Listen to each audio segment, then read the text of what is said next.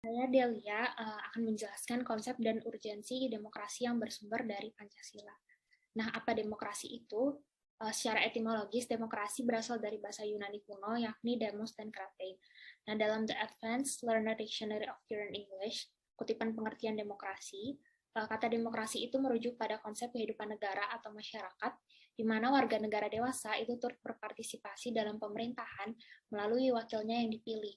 Nah, Abraham Lincoln mengatakan demokrasi adalah suatu pemerintahan dari rakyat, oleh rakyat, dan untuk rakyat. Nah, Pak Tinggi juga mengatakan pemerintahan memiliki paradigma otosentrisitas, yaitu rakyatlah yang harus menjadi kriteria dasar demokrasi. Nah, USIS mengatakan demokrasi adalah pelembagaan dari kebebasan, sedangkan CICED mengatakan demokrasi sebagai konsep yang bersifat multidimensional, yakni secara filosofis, demokrasi sebagai ide, norma, dan prinsip, secara sosiologis sebagai sistem sosial, dan secara psikologis sebagai pengawasan sikap dan perilaku individu. Nah, USIS tahun 1995 mengatakan 11 pilar atau sokong guru, yakni kedaulatan rakyat, pemerintahan berdasarkan persetujuan dari yang diperintah, kekuasaan mayoritas, hak-hak minoritas, jaminan hak-hak asasi manusia, pemilihan yang bebas dan jujur, persamaan di depan hukum, proses hukum yang wajar, pembatasan pemerintahan secara konstitusional, pluralisme sosial, ekonomi dan politik, dan nilai-nilai toleransi, pragmatisme, kerjasama, dan mufakat. Nah, Sanusi itu mengatakan 10 pilar demokrasi konstitusional menurut UUD 1945, yakni demokrasi yang berketuhanan yang Maha Esa, demokrasi dengan kecerdasan, demokrasi yang berkedaulatan rakyat, demokrasi dengan rule of law, demokrasi dengan pembagian kekuasaan negara, demokrasi dengan hak asasi manusia, demokrasi dengan pengadilan yang merdeka, demokrasi dengan otonomi daerah, demokrasi dengan kemakmuran, dan demokrasi yang berkeadilan sosial. Nah, terdapat kesesuaian antara 11 pilar demokrasi universal ala USIS tahun 1995 dengan 9 dari 10 pilar demokrasi Indonesia ala Sanusi tahun 2006. Nah, ciri khas demokrasi Indonesia menurut pandangan Maududi dan kaum muslim itu disebut teodemokrasi, yakni demokrasi dalam konteks kekuasaan Tuhan Yang Maha Esa. Dengan kata lain, demokrasi universal adalah demokrasi yang bernuansa sekuler, sedangkan demokrasi Indonesia adalah demokrasi yang berketuhanan Yang Maha Esa. Nah, poin yang kedua, 3 tradisi tentang pemikiran politik demokrasi. Nah, Carlos Alberto Torres itu mengatakan demokrasi dapat dilihat dari 3 tradisi pemikiran politik, yakni classical Aristotelian theory, medieval theory, dan contemporary doctrine.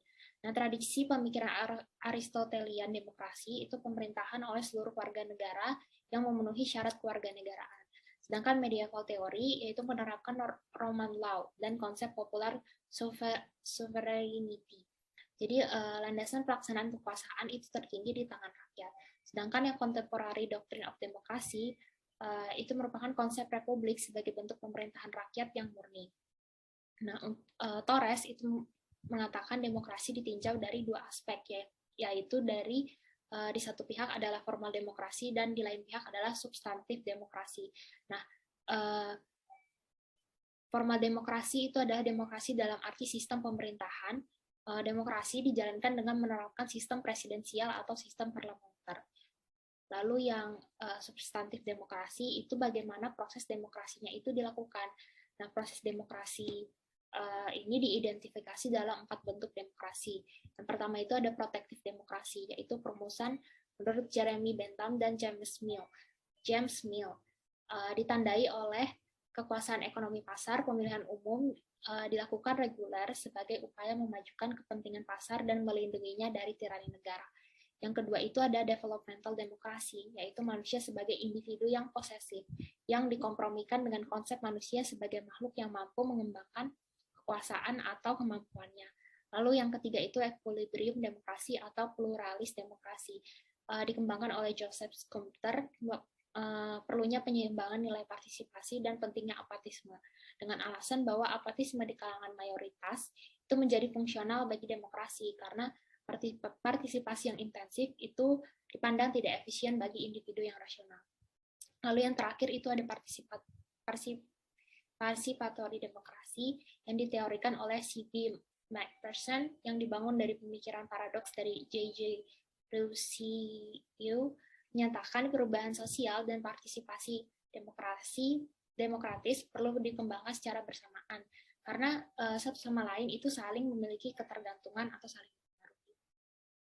Nah, pandangan Mansbridge dalam Participation and Democratic Theory, fungsi utama partisipasi dalam pandangan teori demokratis partisipatif adalah bersifat edukatif dalam arti yang sangat luas. Bateman dalam Torres mengatakan pengalaman dalam partisipasi demokrasi itu mampu mengembangkan dan memantapkan kepribadian yang demokratis. Maka peranan negara demokratis harus dilihat dari dua sisi, yakni demokrasi sebagai metode dan konten. Nah, sebagai metode ini, demokrasi pada dasarnya berkenaan dengan political representation. Dengan yang konten, itu demokrasi berkenaan dengan political participation by the people in public affairs. Nah, sepanjang sejarahnya, demokrasi telah dan akan terus mengalami perkembangan yang dinamis, sejalan dengan dinamika perkembangan pemikiran manusia mengenai kehidupan bermasyarakat, berbangsa, bernegara, dan bermasyarakat global.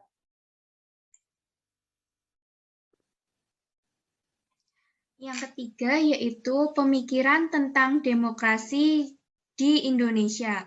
Menurut Budiarjo dalam buku Dasar-Dasar Ilmu Politik tahun 2008, demokrasi yang dianut di Indonesia ialah demokrasi yang berdasarkan Pancasila. Maksudnya, demokrasi Pancasila adalah kedaulatan atau kekuasaan tertinggi berada pada rakyat, yang dalam penyelenggaraannya dijiwai oleh nilai-nilai Pancasila. Sedangkan untuk demokrasi Pancasila dalam arti sempit, ialah kedaulatan rakyat yang dilaksanakan menurut hikmat kebijaksanaan dalam permusyawaratan perwakilan. Kemudian demokrasi di Indonesia itu adalah demokrasi konstitusional. Selain karena dirumuskan nilai dan normanya dalam Undang-Undang Dasar 1945, Konstitusi Indonesia juga bersifat membatasi kekuasaan pemerintahan dan menjamin hak-hak dasar warga negara. Sebelum muncul istilah demokrasi Pancasila, ternyata bangsa Indonesia telah mengenal demokrasi desa yang mempunyai 3 ciri, yaitu cita-cita rapat, kemudian cita-cita masa protes, dan yang ketiga, cita-cita tolong-menolong. Ketiga hal ini menjadi dasar pengembangan ke arah demokrasi Indonesia yang modern, yakni demokrasi daulat rakyat, baik di bidang politik, ekonomi, maupun bidang sosial.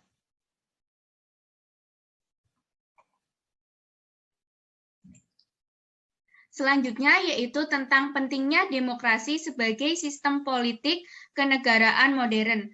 Nah, pada akhir abad ke-17, demokrasi modern ini dipelopori oleh Thomas Hobbes, Montesquieu, dan Rousseau. Sampai saat ini, demokrasi diyakini dan diterima sebagai sistem politik yang baik guna mencapai kesejahteraan bangsa. Hampir semua negara modern ini menginginkan dirinya dicap sebagai negara demokrasi. Sebaliknya, negara-negara yang menghindar dari demokrasi itu diberi julukan sebagai negara yang undemokrasi. Demokrasi dijadikan sebagai pilihan akan pola kehidupan bernegara. Selain itu, juga demokrasi dianggap penting dan bisa diterima banyak negara sebagai jalan mencapai tujuan hidup bernegara, yakni kesejahteraan dan keadilan.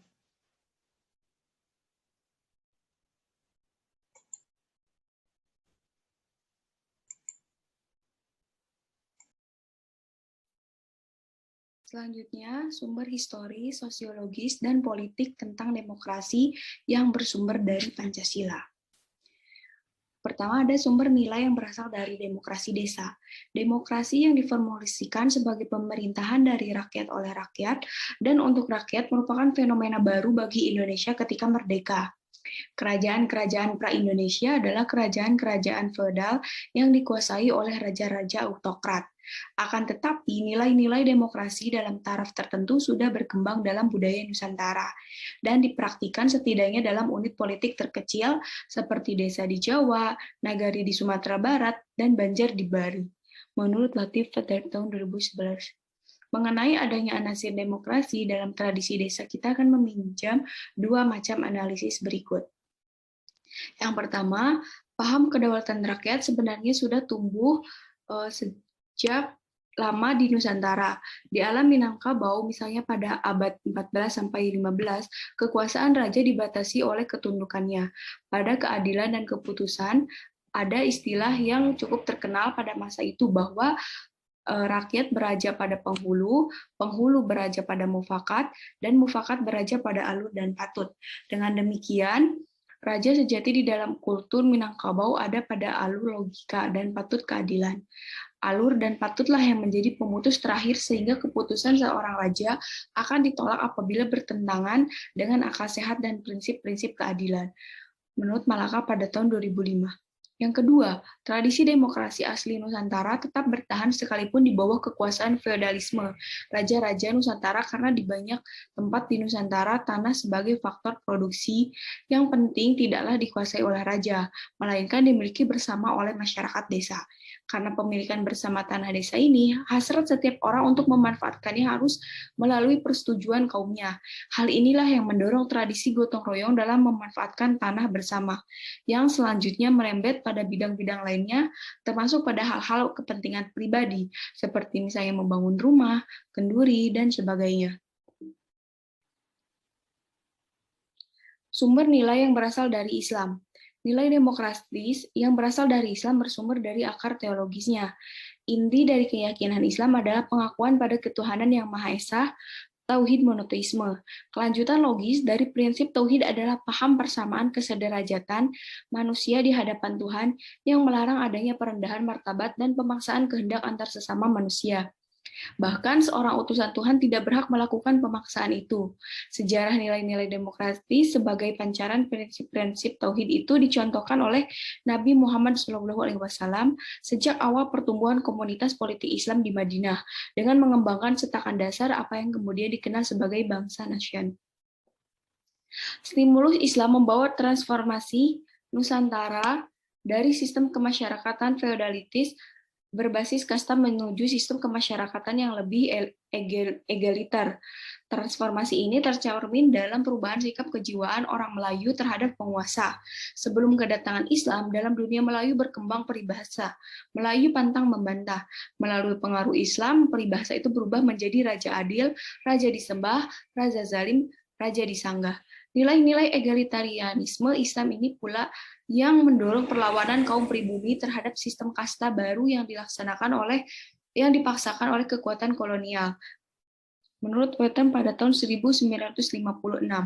Dalam pandangan Soekarno pada tahun 1965, pengaruh Islam di Nusantara membawa transformasi masyarakat feodal menuju masyarakat yang lebih demokratis. Dalam perkembangannya, Hatta juga memandang stimulus Islam sebagai salah satu sumber yang menghidupkan cita-cita demokrasi sosial di kalbu para pemimpin pergerakan kebangsaan. Selanjutnya, sumber nilai yang berasal dari Barat. Masyarakat Barat Eropa mempunyai akar demokrasi yang panjang. Pemikiran-pemikiran humanisme dan demokrasi mulai bangkit lagi di Eropa pada masa Renaissance sekitar abad ke-14 sampai 17 Masehi. Setelah memperoleh stimulus baru, antara lain dari peradaban Islam, sumber inspirasi dari anasi demokrasi desa, ajaran Islam, dan sosiodemokrasi Barat memberikan landasan persatuan dan dari keragaman. Segala keragaman ideologi politik yang dikembangkan, yang bercorak keagamaan maupun sekuler, semuanya memiliki titik temu dalam gagasan-gagasan demokrasi sosialistik kekeluargaan dan secara umum menolak individualisme. Misalnya, menurut Budiarjo pada tahun 2008 menyatakan bahwa sudut perkembangan sejarah demokrasi Indonesia sampai masa Orde Baru dapat dibagi dalam 4 masa, yaitu yang pertama, masa Republik Indonesia I pada tahun 1945 sampai 1959 yang dinamakan masa demokrasi konstitusional yang menonjolkan peranan parlemen dan partai-partai karena itu dinamakan demokrasi parlementer. Yang kedua, masa Republik Indonesia II pada tahun 1959 sampai 1965, yaitu masa demokrasi terpimpin yang banyak penyimpangan dari demokrasi konstitusional yang secara formal merupakan landasan dan penunjukan beberapa aspek demokrasi rakyat. Yang ketiga, masa Republik Indonesia III pada tahun 1965 sampai 1998, yaitu masa demokrasi Pancasila. Demokrasi ini merupakan demokrasi konstitusional yang menonjolkan sistem presidensial. Yang keempat, masa Republik Indonesia IV pada tahun 1998 sampai sekarang, yaitu masa reformasi yang menginginkan tegaknya demokrasi di Indonesia sebagai koreksi terhadap praktik-praktik politik yang terjadi pada masa Republik Indonesia III. Selanjutnya yaitu dinamika dan tantangan demokrasi yang bersumber dari Pancasila. Yang pertama yaitu MPR atau Majelis Permusyawaratan Rakyat. Amandemen UUD 1945 dilakukan terhadap ketentuan MPR. MPR menjadi sistem yang horizontal fundamental dengan prinsip checks and balance, yaitu saling mengawasi dan mengimbangi antar lembaga negara. Kewenangan baru MPR adalah berdasarkan pasal 3 ayat 2 UUD 1945, yakni melantik presiden dan wakil presiden, serta pasal 3 ayat 3 UUD 1945, yakni memberhentikan presiden dan atau wakil presiden dalam masa jabatannya menurut UUD. Kemudian, kewenangan lain berdasarkan pasal 8 ayat 2 dan ayat 3 UUD 1945 yang mengatur tentang pengisian lowongan jabatan presiden dan wakil presiden secara bersama-sama atau bila mana wakil presiden berhalangan tetap. Berikut adalah bagan, struktur, dan wewenang MPR. Yang kedua yaitu DPR atau Dewan Perwakilan Rakyat. Amandemen UUD 1945 dilakukan pula terhadap ketentuan DPR. Ketentuan tersebut adalah penambahan ketentuan mengenai pemilihan anggota DPR. Dua ketentuan lainnya, yakni susunan dan masa sidang DPP tetap tidak berubah. Berdasarkan ketentuan pasal 20A ayat 1 UUD 1945, fungsi DPR ini ada 3, yaitu fungsi legislasi, fungsi anggaran, dan fungsi pengawasan. Lalu berdasarkan ketentuan pasal 20A ayat 2, DPR mempunyai hak interpelasi, hak angket, dan hak menyatakan pendapat. Hak-hak anggota DPR adalah mengajukan rancangan undang-undang, mengajukan pertanyaan, menyampaikan usul dan pendapat, memilih dan dipilih, membela diri, imunitas dan protokoler, keuangan, dan administratif. Dan yang terakhir yaitu DPD atau Dewan Perwakilan Daerah. Ketentuan mengenai DPD ini merupakan hal baru dalam UUD 1945. Ketentuan ini diatur dalam bab tersendiri dan terdiri atas 2 pasal, yaitu pasal 22C dengan 4 ayat dan pasal 22D dengan 4 ayat. Esensi dan urgensi demokrasi Pancasila. Kehidupan demokrasi bagaimana yang kita kembangkan? Menurut Sanusi, tahun 98 mengidentifikasi 10 pilar demokrasi Pancasila menurut Undang-Undang Dasar 1945, yaitu ada yang pertama demokrasi yang berketuhanan yang Maha Esa, demokrasi dengan kecerdasan, demokrasi yang berketuhanan rakyat, demokrasi dengan rule of law, kemudian ada demokrasi dengan pembagian kekuasaan, demokrasi dengan hak asasi manusia, demokrasi dengan pengadilan yang merdeka, demokrasi dengan otonomi daerah, demokrasi dengan kemakmuran, dan demokrasi yang berkeadilan sosial. Kemudian, mengapa kehidupan yang demokratis itu penting? Pada hakikatnya, sebuah negara dapat disebut sebagai negara yang demokratis apabila di dalam pemerintahan tersebut rakyat memiliki kesempatan untuk yang pertama, partisipasi dalam pembuatan keputusan, kemudian yang kedua, persamaan kedudukan di depan hukum, dan yang ketiga, distribusi pendapatan secara adil. Kemudian, bagaimana penerapan demokrasi dalam pemilihan pemimpin politik dan pejabat negara? Berdasarkan sistem demokrasi yang kita anut, seorang pemimpin harus memiliki kemampuan yang memadai, sehingga ia mampu melindungi dan mengayomi rakyatnya dengan baik. Oleh karena itu, seorang pemimpin harus memiliki syarat-syarat tertentu, yaitu beriman dan bertakwa, bermoral, berilmu, terampil, dan demokratis. Sekian dari kami. Terima kasih. Assalamualaikum warahmatullahi wabarakatuh.